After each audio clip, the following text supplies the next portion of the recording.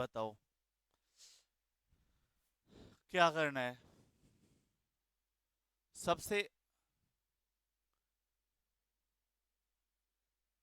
Important आपका है कि क्वेश्चन सॉल्व करे तो कैसे करे, है ना। क्वेश्चन किस तरह से सॉल्व करते हो पहले तो ये बताओ आप, फिर बताऊंगा क्या गलतियां करते हो। हाँ। हाँ बस, पहली चीज तो ये कि जिन क्वेश्चंस में व्याख्या नहीं है ना जिन किताबों में, वो पढ़नी नहीं है, ये मान लो। हाँ, बिना व्याख्या वाले नहीं पढ़ने। पहली बात तो ये, क्योंकि बिना व्याख्या वालों में गलतियां भी होती है ना, और आती ही आती है। बिना व्याख्या में बस अपनी टेस्ट सीरीज पढ़ लेना, जो अपन ट्रिविया टेस्ट लेते हैं, क्योंकि मैं तो वो सोलो करवाता भी हूँ ना, और उसमें लिखवा भी देते हैं अपन साथ साथ। बाकी बाहर से तो बिना व्याख्या वाली तो नहीं पढ़नी, अपने को व्याख्या वाली ही पढ़नी। और दूसरी चीज ये कि क्वेश्चन यूनिट वाइज ही सोल्व करने हैं, टॉपिक वाइज ही सोल्व करने हैं, है ना। पहली चीज ये ध्यान रख लेना, हमेशा जब आप पढ़ते चलो ना, तो टॉपिक वाइज ही पढ़ना है। ये सबसे अच्छा तरीका है क्वेश्चन सॉल्व करने का। और क्वेश्चन सॉल्व सीधे करने मत बैठो। क्या होता है अपन अब जैसे 7-8 साल तो पढ़े हुए हो ही, 7-8 साल ज्योग्राफी पढ़े हुए हो, फिर उसके बाद 7-8 महीने मेरे पास पढ़ लिए, है ना। फिर भी अगर जाके किताब भी नहीं खोलोगे, तो भी 50% क्वेश्चन तो सही हो जाएंगे, या ऐसे लगेगा कि ये मुझे आते हैं। आने से मतलब नहीं है, आपको कौन सा आता है नहीं आता है, आप कैसे इवोल्यूएट करते हो अपने आप को। बच्चे टेस्ट सीरीज देते हैं या आप क्वेश्चन निकालते हो, तो आपने 10 क्वेश्चन करे, 10 क्वेश्चंस 1 से लेकर 10 तक। अब 10 में से पहला और दूसरा आपको आ गया, आपने कर दिया, सही है, कोई समस्या वाली बात नहीं है। बचे कितने? तीसरा, चौथा, पांचवा, छठा, सातवां, आठवां, नौवां थोड़ा साइड में, और 10। अब इनमें आप क्या करते हो? तुक्के लगाते हो। लगाते हो या नहीं लगाते?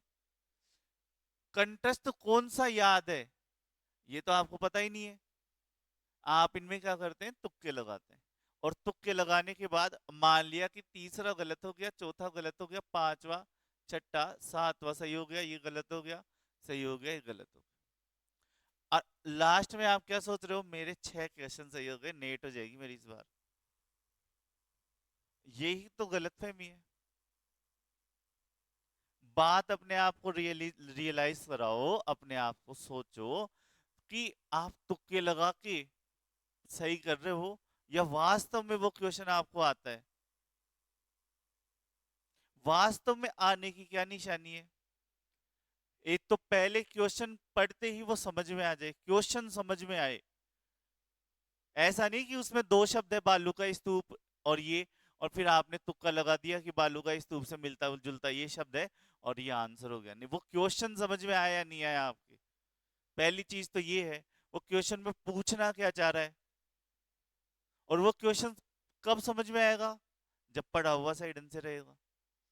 दूसरा, क्वेश्चन पढ़ने के बाद ऑप्शंस पर विचार करने की जरूरत ना पड़े कि ये सही होगा या ये सही होगा। जैसे पृथ्वी की जो परिधि की गणना सबसे पहले सही ढंग से किसने की, तो इसको बताने की जरूरत है क्या आपको? तुक्का लगाने की। जैसे इरेटाइस्थनीज है, तो इरेटाइस्थनीज ने करी या नहीं करी? करी। जैसे डेल्टा शब्द किसने दिया? हेराडोटस ने। तो वैसे और चीजें भी याद होनी चाहिए ना, जैसे ये बस डेल्टा शब्द किसने दिया, इसमें ऑप्शन चाहिए क्या आपको? नहीं चाहिए ना। तो औरों में क्यों ऑप्शन चाहिए? क्वेश्चन इस तरह से याद करने हैं। बाकी फिर उसके बाद में क्वेश्चन तैयार होने से पहले थ्योरी अच्छे से तैयार होनी चाहिए, है ना। फिर क्वेश्चन पढ़ना अच्छे से होना चाहिए, उसका अर्थ आप सही ढंग से समझो। और उसके बाद तीसरी प्रोसेस आती है आपकी, कौन सी? ऑप्शन देखते ही आंसर आना चाहिए, उस पर विचार ना करना पड़े, है ना। उन पे विचार करने बैठ गए तो आप तुक्के लगा रहे हो, ऐसे समझ लो। मैं तो वही बोलता हूँ उसे।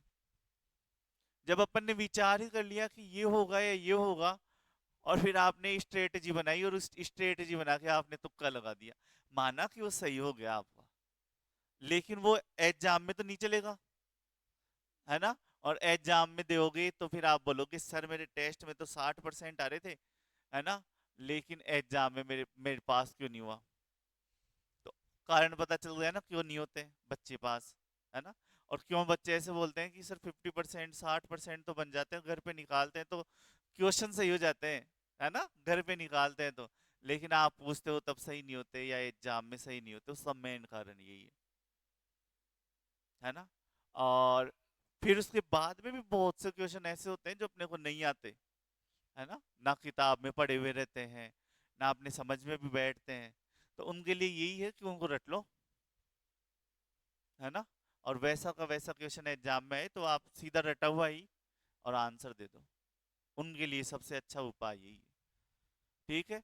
और प्रैक्टिस कैसे करनी है तो मैंने बता दिया, पहले टॉपिक पढ़ो, फिर उसके बाद में क्वेश्चन पढ़ो, फिर टॉपिक पढ़ो, फिर उस टॉपिक से रिलेटेड क्वेश्चन पढ़ो। जैसे यूथ वाली है, यूथ में भी टॉपिक वाइज ही है ना। और अपनी पीवाई क्यू है उसमें टॉपिक वाइज है, और टॉपिक वाइज टेस्ट है वो ले ही रखे हैं आपके मैंने, तो वहां से पढ़ लो। यूनिट वाइज टेस्ट है वो है ही, पिछली बार वाली में लिए थे ना, वो सारे है ना, वो पढ़ लो। तो ये सारी चीजें पढ़ लो। बाद में अरियंत है, अरियंत में यूनिट वाइज भी है, बना सकते हैं अपन उसको यूनिट, हर पेपर में पहला 10 क्वेश्चन के आसपास जियोमॉर्फोलॉजी वाले ही हैं, तो अपन जियोमॉर्फोलॉजी के 10-10 क्वेश्चन निकाल लो ना, अपन उसको यूनिट वाइज बना सकते हैं, नहीं बना सकते। तो ये है, इस तरह से पढ़ो, अच्छे से तैयार करो। और आप सब तो दिसंबर की के लिए कर रहे हो, या ये वाली निकालनी है, निकल जाए तो। इस बारी में कितने बन रहे थे, ज्योग्राफी में 60 क्वेश्चन सही थे, बताओ ज्योग्राफी में कितने सही थे, हैं 40 बता। अब मैं आपको देखो सारे बच्चों को, क्योंकि आप दिसंबर के लिए तैयारी कर रहे हो, तो एक छोटी सी ट्रिक बता देता हूँ, उस चीज को फॉलो कर लेना। और अच्छे से फॉलो कर लेना, बहुत सारा टाइम है, ऐसा नहीं है कि टाइम कम है, बहुत सारा टाइम है। ठीक है। आप वो चीज क्या बनानी है, किस तरह से करना है।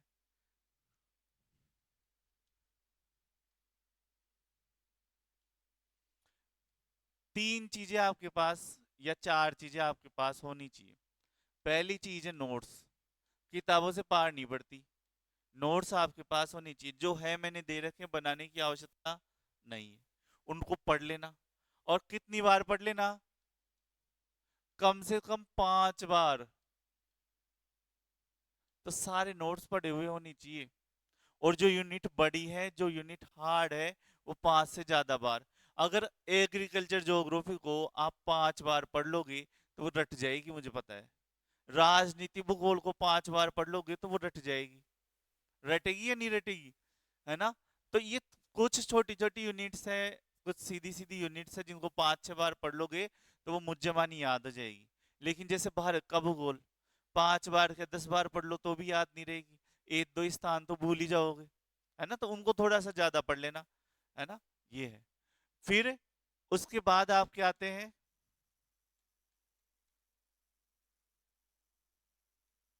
वो भी मैं बनवा ही रहा हूँ, और जिन यूनिटों के नहीं बने हुए हैं आप बना लेना। ठीक है। तो शॉर्ट नोट्स वो बनवा रहे हैं, और कुछ आपको एक्स्ट्रा लगे तो वो आप नोट्स में से उनमें लिख लेना अपने हिसाब से। शॉर्ट नोट्स कम से कम सारे यूनिटों के आपके कितने बार पढ़े होने चाहिए, दिसंबर तक ये टारगेट लेके चलना। कम से कम 15 बार पढ़े हुए होने चाहिए, सारी चीजें मुझे मानी याद हो जानी चाहिए शॉर्ट नोट से।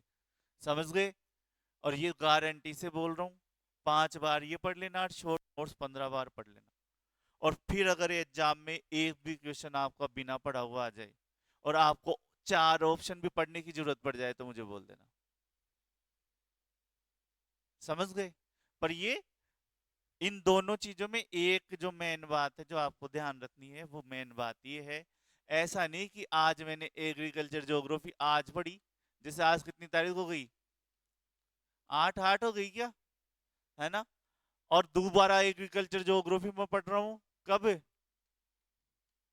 10-10 को, ऐसे थोड़ी चलेगा काम। 15 दिन से ज्यादा का गैप नहीं होना चाहिए। दोबारा उसको रिपीट करना है, दोबारा उस चीज को पढ़ना है। ठीक है, 15 दिन से ज्यादा का गैप नहीं करना है। अपना टाइम टेबल इस तरह से आपको अरेंज करना है कि मुझे ये टाइम टेबल बना के चलना है। ठीक है, फिर उसके बाद तीसरी चीज आपके पास क्या होनी चाहिए? तीसरी चीज आपके पास होनी चाहिए क्वेश्चंस। जितने ज्यादा हो सके उतने क्वेश्चंस निकाल लें, ऑथेंटिक क्वेश्चन निकाल लें, सही जगह से क्वेश्चन निकाल लें। पहली चीज तो ये है ना। और क्वेश्चंस कैसे निकालने हैं? जो क्वेश्चंस अगर आप 3 बार नोट्स पढ़ लोगे और 5-6 बार शॉर्ट नोट्स पढ़ लोगे और फिर उस यूनिट के क्वेश्चंस निकालोगे, तो मुझे नहीं लगता कि आपको 60-70% क्वेश्चन तो वैसे ही सोल्व हो जाएंगे। हो जाएंगे। तो आप ऐसे मान के चलो हमेशा क्वेश्चंस यूनिट वाइज ही लगाने हैं। कैसे लगाने हैं? Unit wise. ज्यादा से ज्यादा हो सके तो यूनिट वाइज या टॉपिक वाइज ही आपको क्वेश्चन से लगाने। ऐसे नहीं कि बट से बट आज एक सेट लगाना है ना, तो नेट का प्रीवियस ईयर क्वेश्चन पेपर वैसे सोल्व करने लग जाओ 50 से 50। पहले प्रिपरेशन तो करो, एक एक यूनिट अच्छे से तैयार करो, है ना। तो इस तरह से पहले आपको यूनिट वाइज ही लगाने। यूनिट वाइज लगा लिए। अब इस यूनिट वाइज में जैसे आपने 100 क्वेश्चन लगाए, 100 में से 50 क्वेश्चन तो डायरेक्ट आपके नोट्स और शॉर्ट नोट्स में से मिल जाएंगे, ऐसे के ऐसे लिखे हुए। तो उनमें तो कुछ करना ही नहीं है, उनको लिखना ही नहीं है। 40 क्वेश्चन ऐसे होंगे जिनमें थोड़ा सा आपको सोचने की जरूरत पड़ेगी। जिनमें थोड़ा सा सोचने की जरूरत पड़ी, वो हैंड टू हैंड सेव हो जाएगा दिमाग में कि ये क्वेश्चन आए तो इस तरह से करना है। वो भी नोट्स में ही होंगे, लेकिन वो लैंग्वेज थोड़ी उनकी अलग होगी। चीज तो वो भी नोट्स में ही होगी, ये तो एज इट इज लैंग्वेज में मिल जाएंगे, और इनमें थोड़ी सी लैंग्वेज अलग होगी, तो वो भी आपके समझ में आ जाएगा। लेकिन 10 क्वेश्चन ऐसे होते ही होते हैं जो आपके पल्ले ही नहीं पड़ेंगे, और ये गारंटी की बात है। जो नहीं पढ़े उनको शॉर्ट नोट्स के पीछे लिख लेना, क्वेश्चन और इसका आंसर, और व्याख्या में से कुछ इंपॉर्टेंट लग रहा है तो वो चीज लिख लेना। फिर 15 बार शॉर्ट नोट्स पढ़ोगे तो 15 बार ये 10 क्वेश्चन भी पढ़ोगे। समझे नहीं समझे? तो फिर उससे क्या होगा? ये क्वेश्चंस तो वैसे ही रिवीजन हो रहा है, ये क्वेश्चन आपने लिख लिए तो रिवीजन हो रहा है, और फिर दोबारा निकालोगे तो सारे आ जाएंगे। आएंगे या नहीं आएंगे? और एग्जाम में आएगा ही क्या एक्स्ट्रा? एग्जाम में कुछ एक्स्ट्रा भी नहीं आएगा। और आपको लग रहा है कि सर तो बता नहीं क्या ही बता दिए, 15 बार पढ़ना है। आसान है, ऐसे समझ लो बहुत आसान है। हाँ, टाइम लगता है। जैसे हनुमान चालीसा पहली बार पढ़ने बैठोगे, कौन कौन पढ़ा हुआ है हनुमान चालीसा पहले से? पढ़े हुए हैं या आप वापस से भूल गए ना?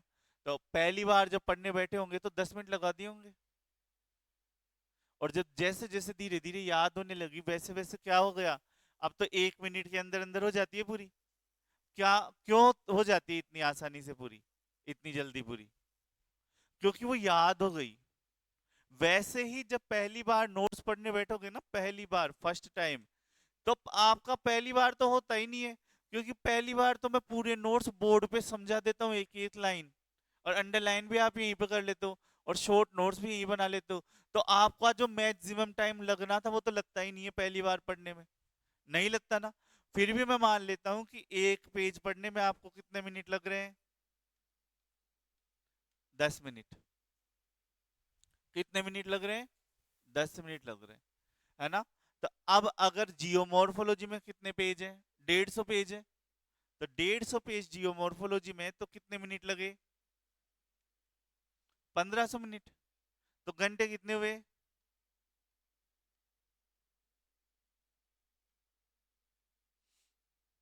2.5 घंटे। इस सही बात देंगे ना अपन, 6 का दिया तो कितनी बार गया? 230, 25 घंटे। अब अगर एक दिन में 4 घंटे भी पढ़ते हो ना तुम, तो 6 दिन में पूरी हो जाएगी जियोमॉर्फोलॉजी, पहली पहली बार पढ़ोगे तो भी। होगी या नहीं होगी? और सबसे बड़ी बुकलेट ये है या इंडिया है? इससे ज्यादा कोई सी है नहीं। और दूसरी बार में तो 5 मिनट लगनी है। ये गारंटी की बात मानो आप। जब पहली बार में 10 मिनट लगेगी ना एक पेज पढ़ने में, और दूसरी बार में 5 मिनट लगेगी, तीसरी बार में ये 3 मिनट आ जाएगी, चौथी पांचवी बार छठी बार तक आते आते तो एक दिन में जियोमॉर्फोलॉजी पूरी हो जाएगी। होता ही है, वास्तव में ये ऐसे ही होता है। पर कंटिन्यूटी होनी चाहिए, और 15 दिन से ज्यादा का गैप नहीं होना चाहिए। समझे या नहीं समझे?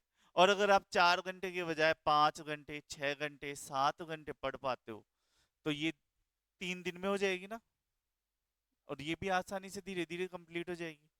तो पहली बार में थोड़ा सा टाइम लगेगा, फिर धीरे धीरे धीरे धीरे टाइम भी क्या होता जाएगा, कम होता जाएगा। मान लिया जियोमॉर्फोलॉजी में 10 मिनट लगती है, पर क्या थॉट में 10 मिनट लगेगी एक पेज में? नहीं लगेगी। याद करने में भी नहीं लगेगी, वो तो याद है ही आपको पहले से ही। या हम मान ले एग्रीकल्चर ज्योग्राफी में लगेगी 10 मिनट एक पेज में? नहीं लगेगी। तो अगर उस तरह से देखोगे तो बहुत कम है। और अगर ऐसे लेके बैठे रहे इतने सारे नोट्स पढ़ने हैं, तो वो तो फिर, है ना? जैसे जी, मांझी साहब, मांझी सुना हुआ है ना बिहार में, जिसने पहाड़ काट के वो बना दी थी रोड। अगर वो सोचता पहाड़ है तो कट जाता उससे। बस चालू करना है, एक बार चालू करो आप, है ना? और चालू कर दोगे तो हो जाएगी। और चालू ही नहीं करोगे, यही सोचते रहोगे कि ये तो बहुत टफ है, बहुत हार्ड है, तो फिर कुछ ही नहीं होना, है ना? तो दिसंबर तक यही प्लान फॉलो करना है आपको, इसी तरह से चलना है। आसानी से चल लेना, कोई समस्या नहीं आएगी। और बिल्कुल आसान चीज है ना? बस चीज, किस चीज की? डेडिकेशन। इस चीज को फॉलो करना है। अब फॉलो कैसे करते हो? ज्यादातर बच्चों को मैं बताऊं, जैसे मैं पढ़ता था, तो टाइम टेबल बनाते थे आप। ये किस चिड़िया का नाम है, अनामिका को ऐसे बोल रही है? टाइम टेबल होता क्या है? हम तो एक ही टाइम टेबल बनाते हैं खाने का, है?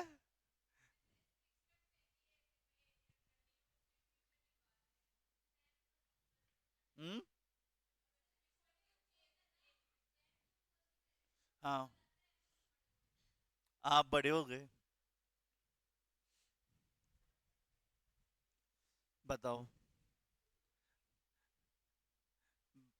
दो दो सेकंड क्लास का जो बच्चा होता है, या 2 साल का जो बच्चा होता है, वो भी यही बोलता है ना? उससे पूछना कभी, तू छोटा है? नहीं, मैं बड़ा हो गया। है, यही बोलता है ना? तो बड़े तो नहीं हुए, मुझे नहीं लगता बड़े हो गए, हो गए।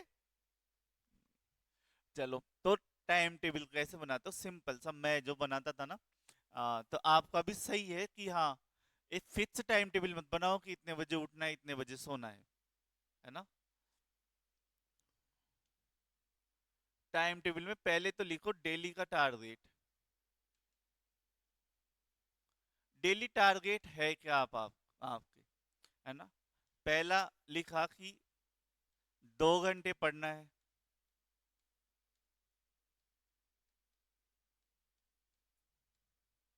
सही है। दूसरा लिख दिया कि 150 क्वेश्चंस निकालने हैं।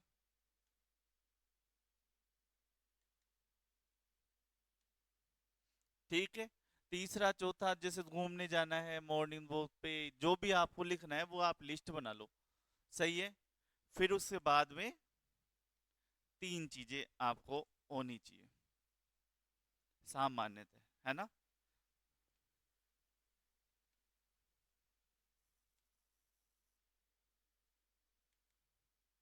ये मॉर्निंग लिखा हूं मैं, जगह कम पड़ गई इसलिए मॉर्निंग को छोटा कर लिया। हाँ। टारगेट और गुड नाइट। हालांकि मेरी यही आदत रही हुई है कि GUD लिखता हूँ मैं, GOOD नहीं लिखता, है ना? तो ये ध्यान रख लेना। Good night. अब ये बताओ, अब इसमें क्या करोगे आप? जैसे यहाँ पे आपको डालनी है डेट। जैसे आज कितनी तारीख हो गई, उठे कितनी बजे, उठते ही डाल दो कि मैं आज उठा 7 बजे और फिर क्लास में सो गया, है ना। फिर उसके बाद में क्या करा मैं पूरे दिन, मेरे टारगेट क्या थे, ये।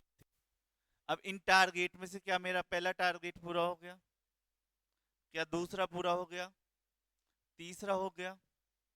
और यहां पे लिख लो पढ़ाई के घंटे, जैसे 2 घंटे पढ़े, फिर उठ गया, फिर 2 घंटे पढ़ा, फिर बैठो तब से टाइम देख लो, फिर 2 घंटे पढ़ाऊं फिर उठ गया, फिर 2 घंटे पढ़ाऊं फिर उठ गया।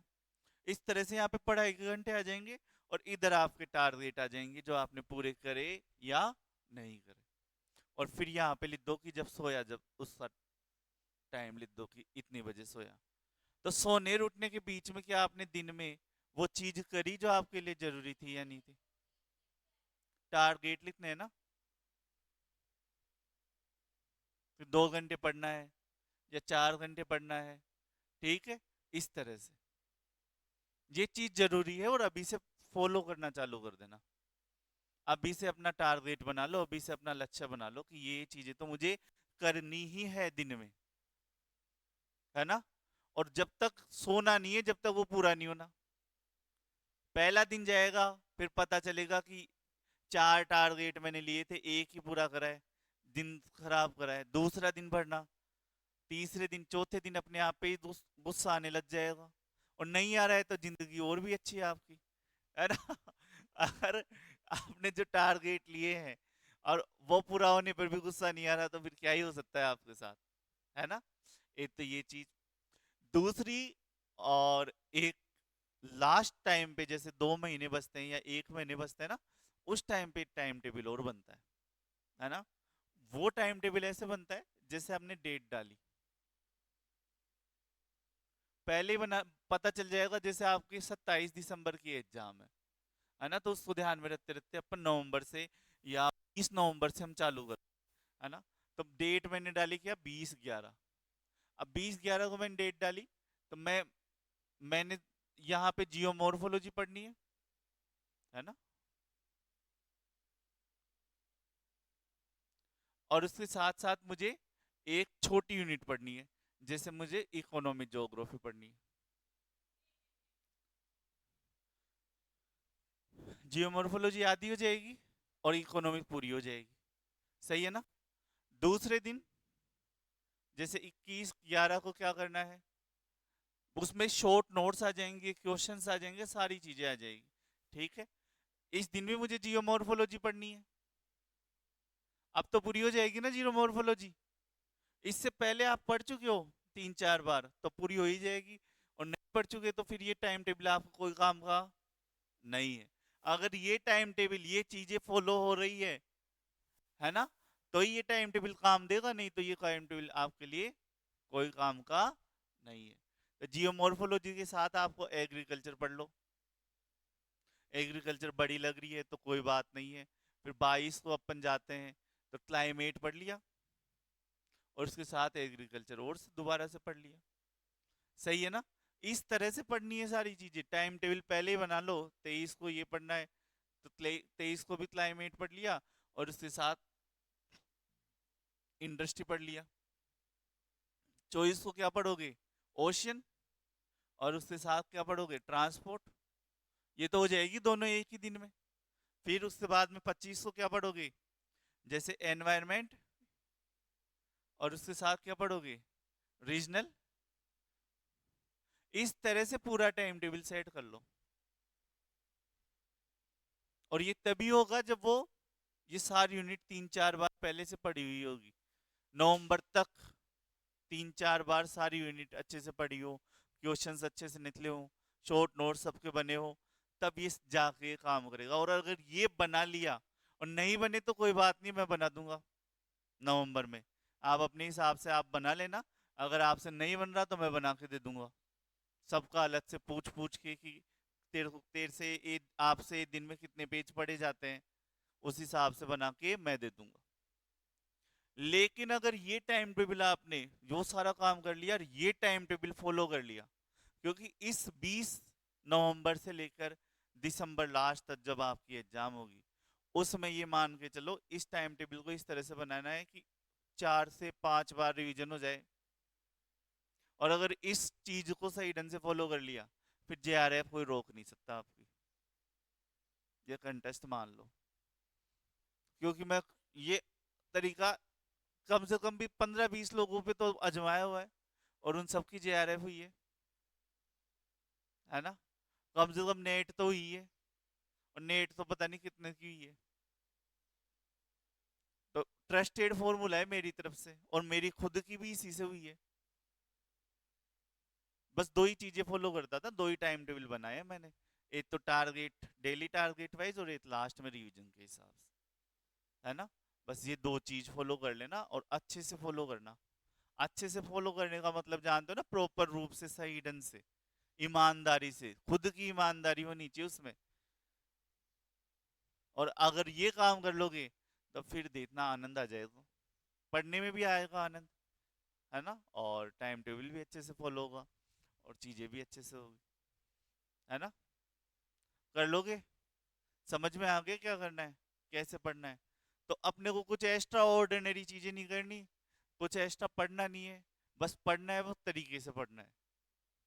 और टॉपर में आप में बस इतना सा ही अंतर है, वो अनुशासन से चलते हैं, पढ़ते तो वो भी वही है, वो भी क्या कोई एक्स्ट्रा चीज खाते हैं क्या? क्योंकि मैं टॉपर रहा हूँ, है ना, और मैं डफोल्सन भी रहा हूँ, नहीं रहा हुआ।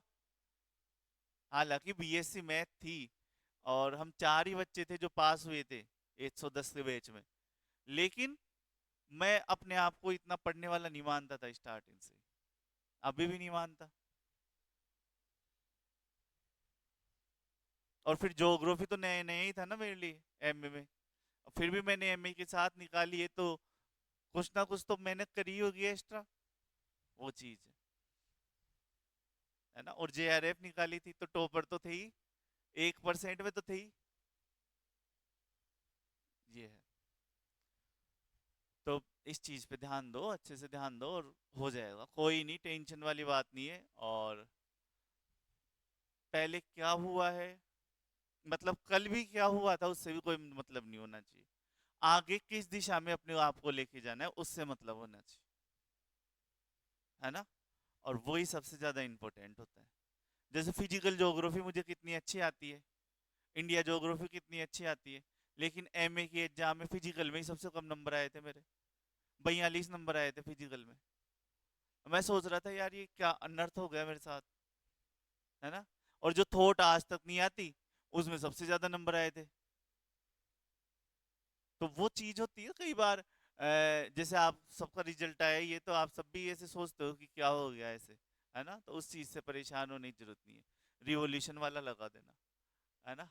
और नंबर, कॉपी में या रिटर्न वाली एग्जाम में नंबर आना अलग बात होती है, और नेट पास करना और उसमें सिलेक्शन होना अलग बात है ना। और उन चीजों को भूल जाना, और आगे की तरफ मेहनत करना, है ना, जो भी है जैसे भी है। समझ गए? ये है। चलो, तो आज की क्लास यहीं तक रहने देते हैं, है ना। धन्यवाद, हाँ। आपके